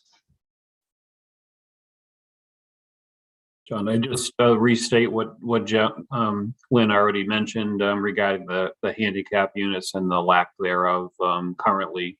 And she mentioned, those that are the aging in place within, our existing elderly and disabled units. Oftentimes there's a need for not only just handicap, but simply a first floor unit. The two complexes on Center Drive and Village Drive are both 2-story buildings. Obviously, the second floor are not accessible for those that have difficulty with stairs. So that alone is a challenge. So adding the 4 handicap units would be a big benefit to likely some residents who are already in existing units. And I think that's important for the committee to consider. Mm-hmm. Thank you. And I just, hearing you speak, Andy, I want to say how great it is to have a representative on the committee for housing. It's been a while. And the combination with Rick, Lynn, and Rita is refreshing because we just haven't had that much specific emphasis on housing projects. Obviously, Rick and the NAHC have been the main voice, but this looks like a good collaboration. Mm. So Yes, I'm pleased it to have is. that. So I assume, John, you'll want us at the January 27th meeting? Yes, please, if any of you are available, that'd be great. I think this one will take a lot more discussion and we may have more numbers at that time, so that would be good. Lynn, please forgive if you can hear me, but there's something in your computer that creates the feedback, and also when you were speaking, it was clipping a lot. I don't know if I'm the only one who heard it, but so if you could check that because it was distracting and I really wanted to hear more of what you had to say. But thank you again for the presentation. Is there anything else by any other member on this application? And if not, we'll move the discussion to the next meeting. Anyone? Okay, great. And once again, thank you all for your participation in these housing applications. And it's a big project. It's a good one. Thank you. Thank you very much. You're welcome. You.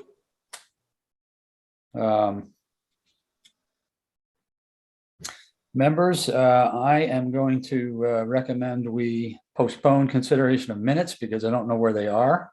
Do it at the next meeting. I didn't see him, but I might have missed it. And again, we're suffering from the Kathy Joubert gap already, but we'll catch up. I just wanted to ask, so we have 7 of us present, which is certainly fine to continue. The next meeting is Thursday, January 27. Are all members still good with that date? Mm-hmm. And we planned the following week, February 3, as a contingent. We may very well need it. Is everybody still okay with that too? Yep. Okay, great. I don't have anything else to bring up then. Does anyone else? Any other business? Speaking of gaps, is Mia still here? Mia, no. She is in the attendees right now. Oh, Can we call Mia back? Because Mia's leaving us too. What? I think she's listening. There she is.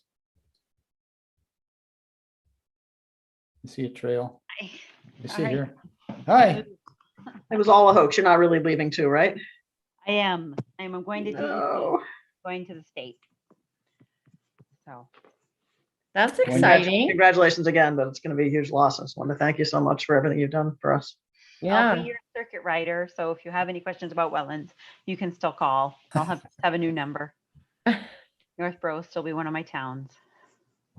When are you making the transition? I started DEP on January 31st. I believe my last day in Northborough will be January 21st.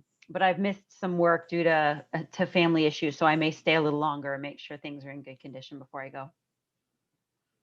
Great, appreciate it. I guess specific to the application you supported tonight, if you can help, whether it's Bob or Brian that present further on the aqueduct, if you can help them with clarifications and I'll pitch in where I can. Okay, thank you. Thank you. Good luck to you. We'll miss you. Yeah, Thank you. definitely, yeah. Very well. Unless anyone has any more business, I would entertain a motion to adjourn tonight's meeting while keeping the open hearing open. So I'll make that moved. motion. Thank you. I'll take a roll call vote. Please say your approval or denial when I call your name. Peter. Aye. Leslie. Aye. Andy Dowd. Andy Clark. You're muted. You asleep already, Andy Clark? Andy. I'll move to Millie. Aye. Todd. Yes. Me is yes. We will just assume Andy Clark Andy abstained. abstained.